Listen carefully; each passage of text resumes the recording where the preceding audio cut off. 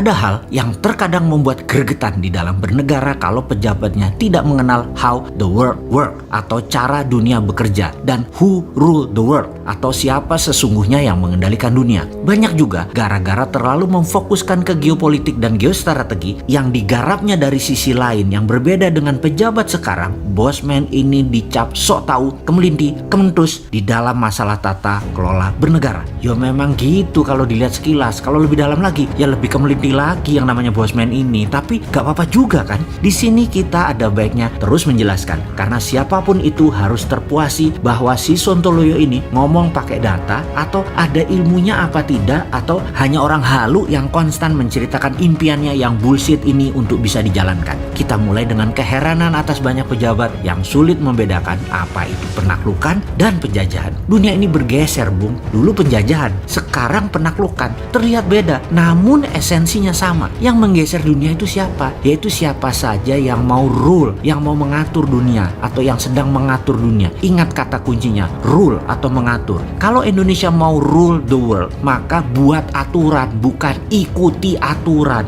Mulai paham mengapa berkali-kali si Sontoloyo ini mengatakan negara tidak berdaulat selama mengikuti aturan dari globalis atau dari negara kuat lainnya. Kita mulai dengan who rule the world. Mereka ya ruling the world punya dua cara, conquering atau penaklukan, yang kedua adalah colonialization atau penjajahan. Penaklukan adalah mereka mengambil apa yang mereka butuhkan dengan paksa. Kalau penjajahan, mereka bukan hanya mengambil apa yang mereka butuhkan, tapi menetap, tinggal, mencaplok wilayah dan mengendalikan wilayah tersebut dengan aturan mereka. Amerika itu strateginya adalah conquering. Timur Tengah ditaklukkan, minyak dan gasnya dikendalikan, diambil. Indonesia dan negara penghasil kekayaan alam, energi terbarukan maupun mineral tambang ditaklukkan dengan berbagai tekanan. Amerika yang conquering pemerintahannya, kemudian yang mengkolonisasi adalah swastanya Amerika. Tiongkok menggunakan koloni atau penjajahan, uang Tiongkok, tenaga kerja Tiongkok, mesin teknologi Tiongkok, wilayah hasil alamnya seluas-luasnya dikuasai sampai bahan bakunya habis di negara lain tersebut, lalu hasilnya setengah jadi, produknya tadi diambil balik ke Tiongkok lagi. Tiongkok yang conquering pemerintahnya, yang mengkoloninya BUMN Tiongkok. Kelebihan Tiongkok adalah karena basisnya negaranya adalah komunis, dan komunis itu punya ciri yang sama dimanapun komunis berkuasa. Kuat sekali propagandanya dan kuat sekali mengendalikan informasinya, baik yang masuk ke Tiongkok ataupun yang keluar dari Tiongkok. Semua didesain, semua diorkestrakan. Semua cerita yang keluar dari Tiongkok, semuanya Tiongkok itu bagus, Tiongkok itu keren, terorkestra rapih. Halaman depan Tiongkok, fasad bernegaranya, mukanya Tiongkok, halaman depannya, apapun dari Tiongkok itu bagus. Itulah propaganda dengan mengendalikan media serta informasi.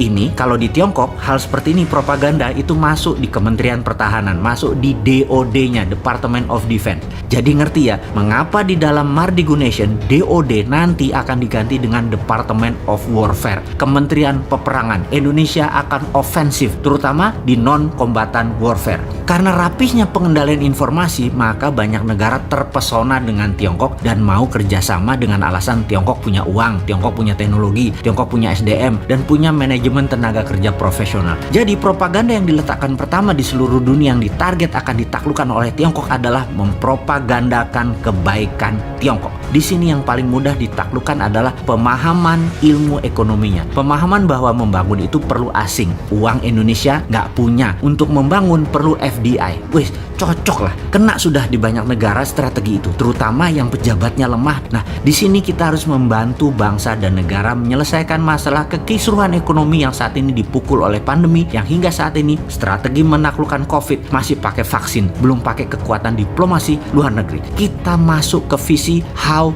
the world work sekarang. Bagaimana cara dunia bekerja? Ada sebuah website yang menghitung hutang semua negara. Klik saja di worlddebtclocks.com. Web ini menginformasikan berapa setiap detiknya hutang itu bertambah, termasuk bunganya per detiknya yang harus dibayarkan. Begini melihat data tersebut. Kalau bernegaranya cemen, maka nggak akan paham apa isi informasi website tersebut. Ini kita jelaskan. Uang dolar sejak tahun 1971 tidak lagi pakai underlying emas. Amerika di zaman Nixon tidak pakai emas lagi mencetak dolarnya, tetapi pakai hutang, alias hutang tadi kan untuk proyek produksi produktif. Nah, hutang tadilah underlying cetak uang. Itulah teori MMT yang dipromosikan oleh Hudson Institute, kamratnya si Nixon.